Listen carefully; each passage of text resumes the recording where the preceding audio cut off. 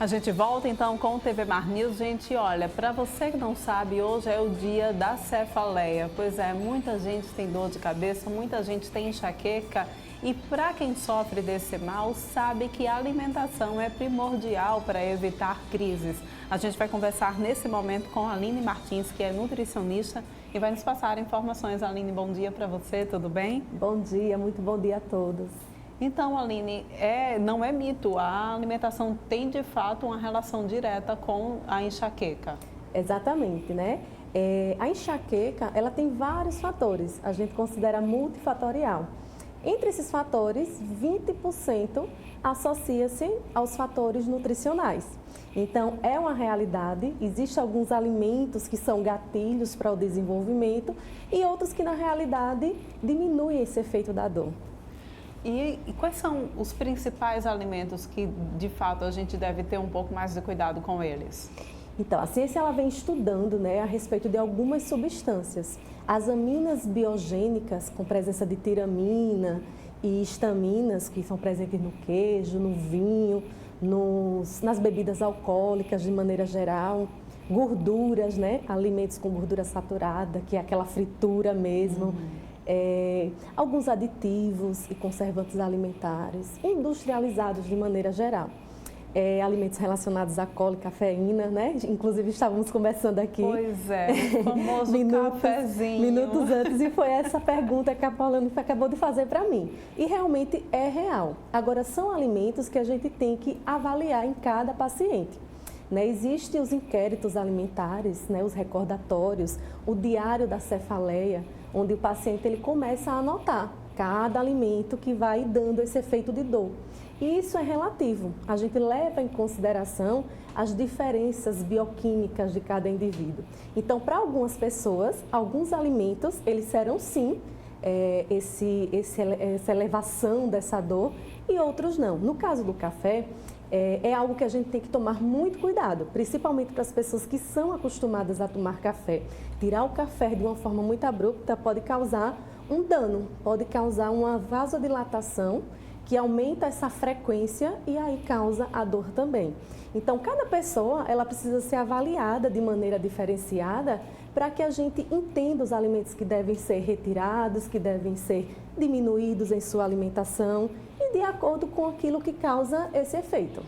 Agora, Aline, vem uma outra pergunta que eu acho que é uma tortura para quem é chocolatra e sofre também. Chocolate também é um desses alimentos que a gente deve ficar alerta? Exatamente, né? O chocolate, ele tem tanto a gordura quanto o açúcar refinado. A gente pode, né, para essas pessoas que têm já o hábito de absorver o café, mudar o tipo do chocolate, diminuir a sua quantidade e até, muitas vezes, dar outros alimentos doces com carboidrato diferenciado. Substituir aquele refinado por um carboidrato mais complexo. Agora, como é que acontece essa relação dentro do nosso organismo para despertar esses gatilhos? Então, alguns alimentos, né, inclusive a associação intestino-cérebro, esse eixo bastante estudado, ele já significa aí, né, que o nosso cérebro ele tem influência ali no intestino. Muitas vezes essa enxaqueca, ela não é nem relacionada mesmo com aquele tipo de alimento, mas com transtornos gastrointestinais. Pessoas que têm problemas intestinais, irritação no intestino, gastrites, doenças celíacas, até intolerância à lactose, elas podem desencadear esse sistema de dor. Então, essas informações que são mandadas, elas podem ser revertidas em dor como um dos sintomas para aquela patologia. E aí existem algumas vitaminas, alguns medicamentos, vitaminas, complexos que a gente pode ingerir que vai amenizar esse problema. Quais são eles? Com toda certeza. Eu costumo dizer que existem mais alimentos que ajudam no processo do que prejudiquem. As pessoas que têm esse aspecto de enxaqueca, em alguns estudos foi verificado que a quantidade de vitaminas do complexo B e magnésio, né, os micronutrientes, estava aí um pouco baixo. Então, de primeira, durante esse processo, já no consultório, a gente já coloca alguns alimentos. Quais são esses alimentos ricos nessas substâncias?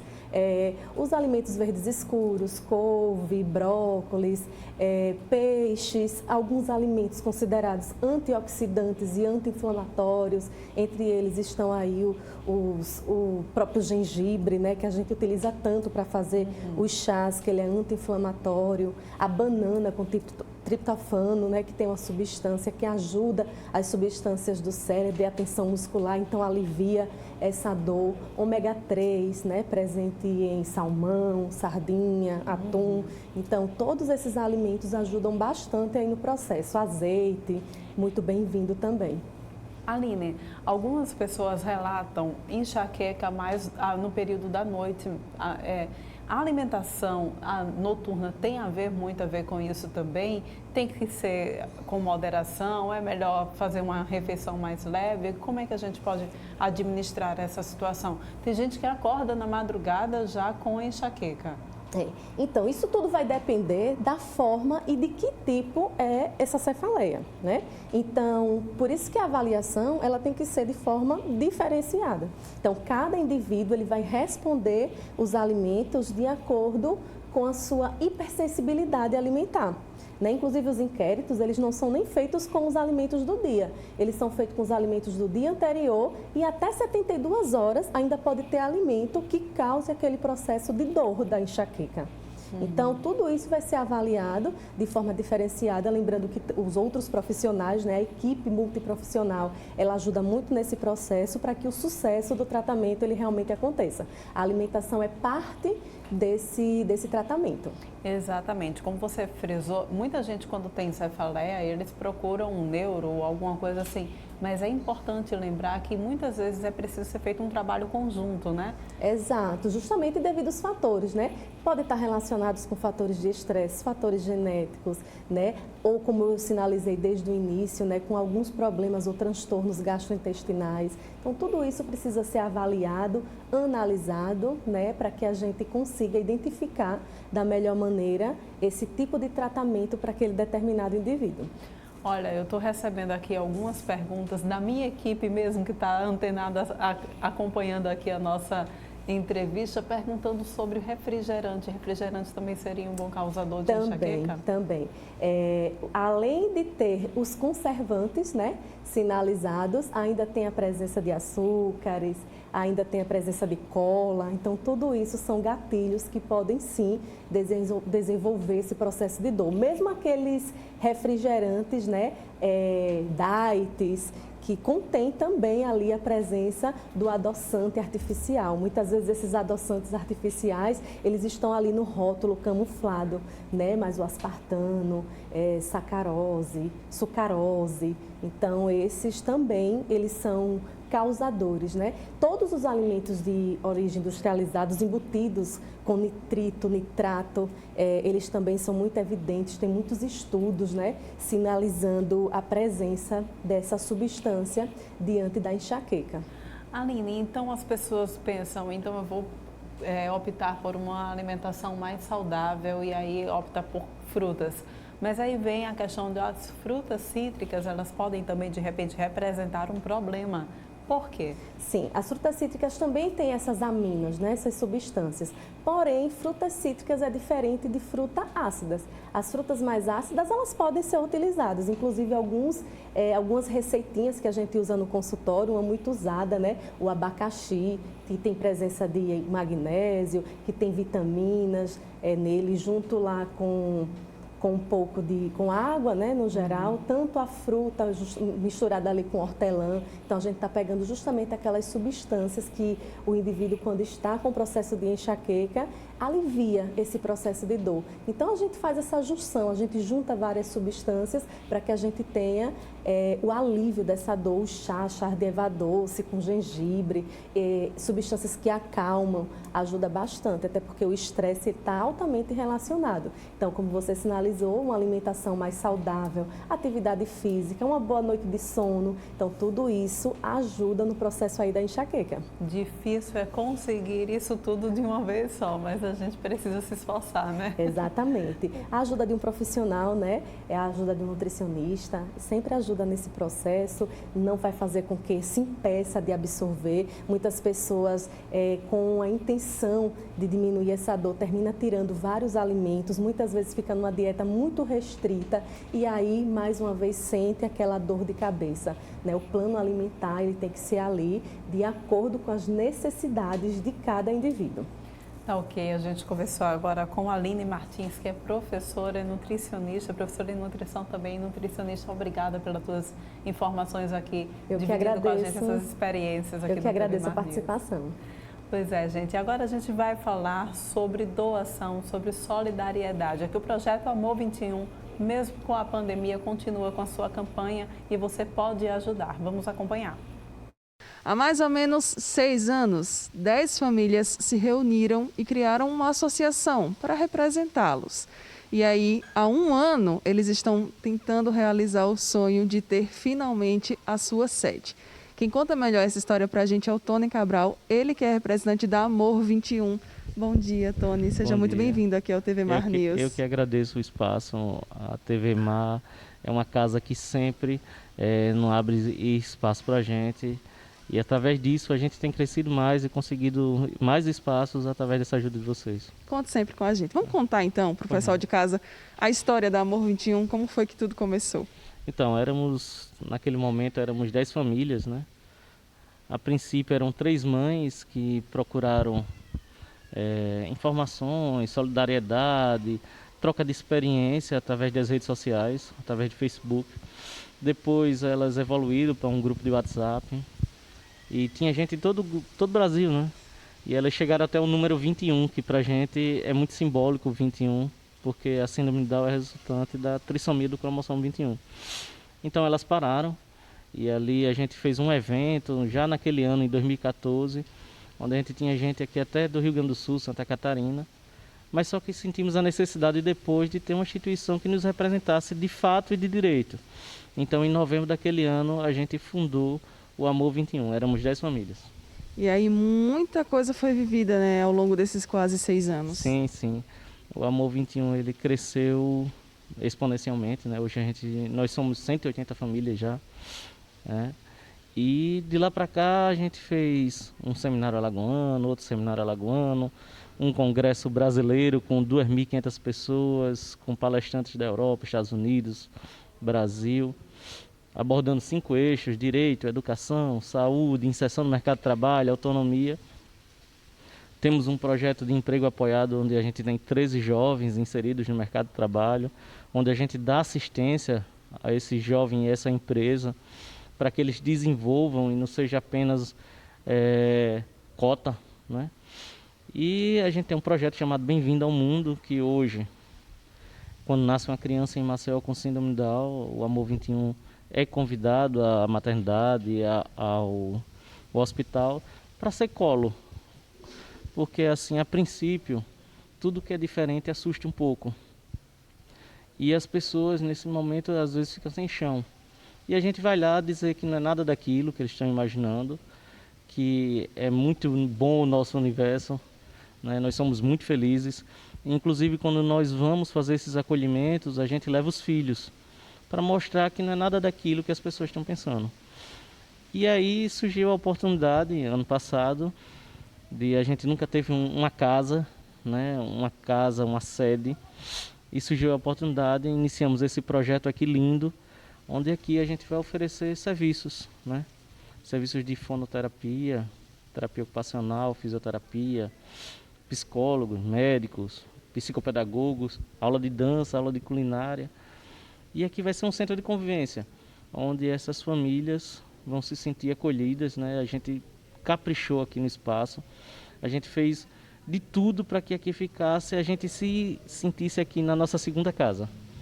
E estamos terminando, né? Está tudo aí pronto e agora a gente está esperando os equipamentos e algumas coisas para iniciar as atividades. Apesar de tantas coisas vividas, o sonho de ter a sede, de ter esse centro onde as crianças elas pudessem, né, conviver e ter acesso aos variados serviços que elas precisam, nunca ficou adormecido, né? Não, não. A gente, tudo é sempre com muita dificuldade, né? A gente tem uma sociedade que não é igual e a gente tem dificuldade. Os serviços públicos desses atendimentos que são necessários para os nossos filhos, o acesso é muito difícil, né? E todos nós temos as nossas ocupações, né? Eu não vivo disso, eu tenho um emprego. Então, conciliar é muito difícil. Mas a gente tentou, a gente uniu forças com o apoio de algumas empresas, né? E aqui eu queria ressaltar a DEME Alagoas, que foi generosa. A DEME custeou quase que a totalidade dessa reforma aqui. Outros parceiros que estão doando os equipamentos, a Sicredi, a Crona. E através da ajuda da iniciativa privada que a gente está chegando a realizar esse sonho. Pois é, gente, vamos fazer a nossa parte, então, colaborando com esse projeto tão bonito, né? Olha só, gente, diante dessa crise, né, que a pandemia global tem trazido, essa pandemia do novo coronavírus, a crise financeira, muitas famílias têm optado por fazer empréstimos, né? E a oferta também desses créditos aos consumidores tem crescido muito. Isso se tornou uma preocupação da OAB e que elaborou então uma cartilha para a gente tentar diminuir os efeitos que todo esse sistema traz a longo e médio prazo. E a gente vai conversar nesse momento ao vivo com Marié Miranda, ela que é presidente da Comissão Especial de Defesa do Consumidor da OAB Nacional. Bom dia, Marié, tudo bom? Bom dia, é um prazer estar com vocês e agradeço o convite para esclarecer um assunto tão importante neste momento. Pois é, Maria. Então a gente percebe de fato, né, que essa oferta de crédito aos consumidores durante esse período de pandemia tem crescido bastante. E é claro, o consumidor, como também se vê numa situação muito peculiar, difícil, né, tem aderido também, tem abraçado essas ofertas que têm chegado de todos os lados. Isso é um fato preocupante. É um fato preocupante e também porque, assim, não é de hoje que o brasileiro está super endividado. Já faz um bom tempo que o brasileiro vem nessa circunstância de superendividamento, exatamente pela oferta de crédito que tem no mercado financeiro. Isso nos preocupa há bastante tempo, tanto que temos trabalhado muito no projeto de lei, que é o PL 3515, que é um PL que vem exatamente regulamentar essa situação que traz um mecanismo para exercer esse endividamento excessivo, né? E que é para uma recapitulação de dívidas do consumidor. Estamos com esse projeto na Câmara, já passou pelo Senado, estamos trabalhando nele exatamente para trazer essa situação regulamentar para o consumidor, facilitar para o consumidor superendividado. Porque hoje no Brasil estamos com 67% dos brasileiros superendividados. Pois é, essa é a cartilha do superendividamento que vocês então mostram algumas dicas para o consumidor, né, que ele deve estar atento. Sim. Vamos elencar alguma dessas dívidas aqui para a gente? Aí o que? Considerando essa nossa preocupação com o superendividamento brasileiro e trabalhando e fazendo essa campanha pelo PL 3515 de 2015, aí então fizemos um mapeamento de projetos pilotos de tratamento de superendividamento, que alguns países, alguns estados do Brasil, isso já existe em vários países, e alguns estados do Brasil já têm, através de seus tribunais ou de órgãos de instituições de consumidor. Um exemplo é Alagoas, que faz esse tratamento de superendividados através do PROCON, vinculado ao Tribunal de Justiça de Alagoas. É um trabalho muito bonito. Então, aqueles consumidores superendividados do Estado podem procurar o PROCON para fazer esse trabalho, para fazer essa negociação. O PROCON vai ter o cuidado de chamar as empresas com o qual o cidadão está endividado para fazer uma renegociação dessas dívidas, possibilitando, então, um pagamento que não comprometa seu orçamento familiar. Aí temos esse projeto piloto na Bahia, no Ceará, no Rio de Janeiro, Pernambuco, Paraná, que foi um dos primeiros estados que fez isso, Rio Grande do Sul, Rio de Janeiro, Belo Horizonte. Então, não são todos os estados do Brasil que oferecem esse projeto piloto de superendividamento, mas alguns já estão, e hoje a OAB, nós e os presidentes das comissões seccionais de todos os estados, estamos trabalhando no sentido de levar esse projeto a esses estados que ainda não têm esse projeto piloto de tratamento de superendividados. E num momento como esse, a tendência é que, de fato, esse projeto só cresça, né? Ah, sim, com certeza.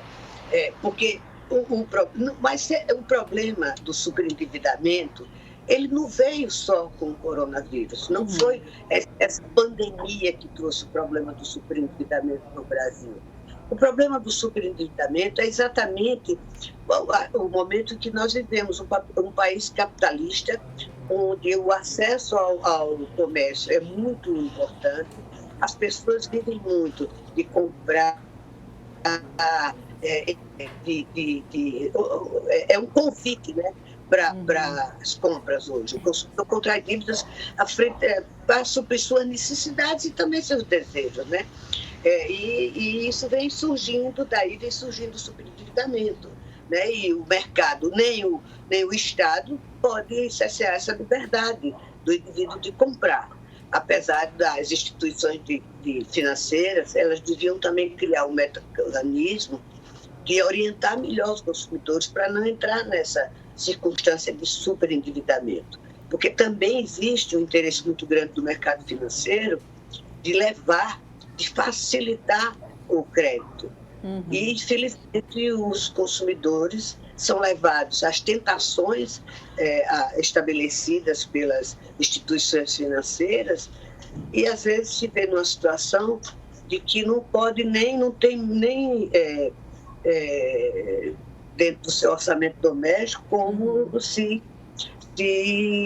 pagar para a sua própria subsistência.